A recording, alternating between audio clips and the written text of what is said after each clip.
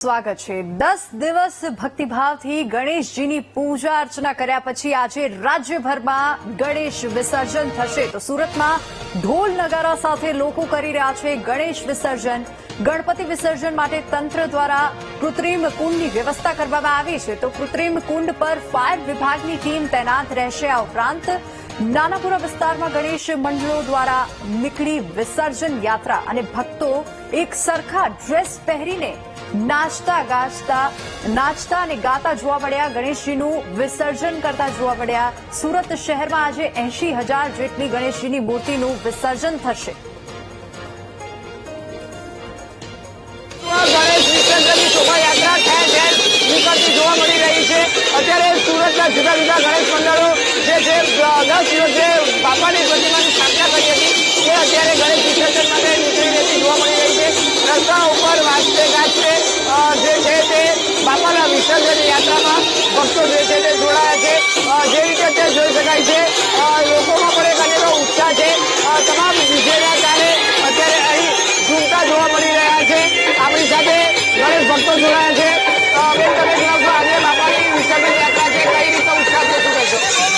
અમે જેવી રીતે બાપાનું આગમન કરેલું હતું એવી રીતે જ આનંદ ઉત્સાહથી આજે અમે બાપાને વિદાય આપીએ છીએ। તો અમને એટલો આનંદ થાય છે અને એટલો દુઃખ પણ થાય છે પણ અમે બાપાને આનંદથી વિદાય આપીશું। બોલો ગણપતિ બાપા। જુદા જુદા લોકો જોડાયા છે। બેન તમે જણાવશો બાપાની આજે વિસર્જન યાત્રામાં જોડાયા છો કેટલો ઉત્સાહ છે અને કઈ રીતે 10 દિવસની આસ્થા? ઉત્સાહ તો આમાં ઉત્સાહ જ્યારે ગણપતિ આગમન હતું ત્યારે પણ હતો અને એટલો જ વિસર્જનમાં પણ છે। બાપાને અશ્રુભીની આંખે વિદાય આપશું અમે। બિલકુલ એટલે ખૂબ જ ઉત્સાહ અને આસ્થાપૂર્વક અત્યારે તમામ ગણેશ ભક્તો જે છે તે બાપાની આ જે વિસર્જન યાત્રા જે છે તે અત્યારે લઈને જઈ રહ્યા છે। જે ભગવાનનો ભોગ ધરાવ્યો છે તે અત્યારે આગળ વધી રહ્યા છે। લોકોમાં ભક્તોમાં ખૂબ જ ઉત્સાહ ઉમંગ અત્યારે આ ગણેશ મંડળને અને આજની આ વિસર્જન યાત્રાને લઈને જોવા મળી રહ્યો છે।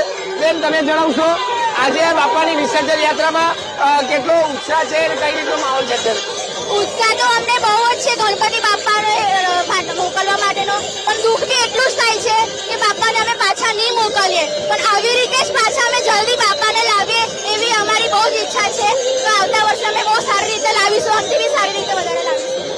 બિલકુલ આ રીતે જોઈ શકાય છે અત્યારે લોકો ડીજેના તાલે ગણેશ ભક્તો મંડળો જે છે તે ડીજેના તાલે જે છે તે અત્યારે આ શોભાયાત્રામાં જોવા મળી રહ્યા છે।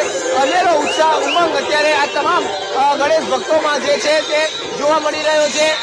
બેન તમે જણાવશો આજે બાપાની વિસર્જન યાત્રામાં જોડાયા છો કઈ રીતનો માહોલ છે અને કઈ રીતની આસ્થા? અમને લોકોને બહુ ઉત્સાહ છે। આગમનનો પણ એટલો ઉત્સાહ હતો વિસર્જનનો બી એટલો ઉત્સાહ છે પણ મનમાં દુઃખ થાય છે કે બાપાને આપણે વિસર્જન કરવું પડે છે। ગણપતિ બાપ્પા મોરયા। અત્યારે લોકો આ ગણેશ ભક્તો જુદા ગણેશ મંડળો આ રીતે જે છે તે વાજતે ગાજતે ફટાકડા ફોડી આજે બાપાની આ વિસર્જન યાત્રામાં જોડાયા છે। એક પછી એક મંડળો બાપાની આ વિસર્જન યાત્રા જે છે તે કરી રહ્યા છે। 19 જેટલા કૃત્રિમ તળાવો બનાવવામાં આવ્યા છે અને 3 દરિયા જે વિસર્જન છે તે કરવામાં આવી રહ્યું છે। ત્યારે મોટી પ્રતિમા છે ત્યાં બધી જે છે તે હજીરા અને નિર્મળ દરિયા કિનારે વિસર્જન કરવામાં આવશે અને આ રીતે અત્યારે જોઈ શકાય છે ગણેશ ભક્તોમાં ખૂબ જ ઉત્સાહ જોવા મળી રહ્યો છે। ડીજેના તાલે તમામ ગણેશ ભક્તો જે છે તે બાપાની વિસર્જન યાત્રામાં ત્યારે નીકળ્યા છે અને ખૂબ જ ઉમંગ ઉત્સાહ સાથે આ તમામ ગણેશ ભક્તો જે છે તે બાપાના વિસર્જન કરવા જઈ રહ્યા છે।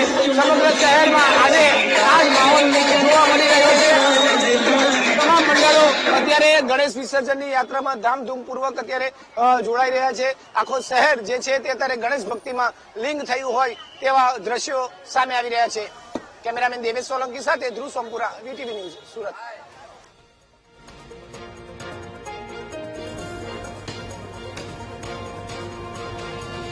તો ગણેશ વિસર્જનને લઈને ઠેર ઠેર ઉત્સાહભેર માહોલ જોવા મળી રહ્યો છે। લોકોમાં ઉત્સાહ છે અને ચુસ્ત પોલીસ બંદોબસ્ત સાથે રાજ્યભરમાં ગણેશ વિસર્જનની યાત્રા નીકળશે।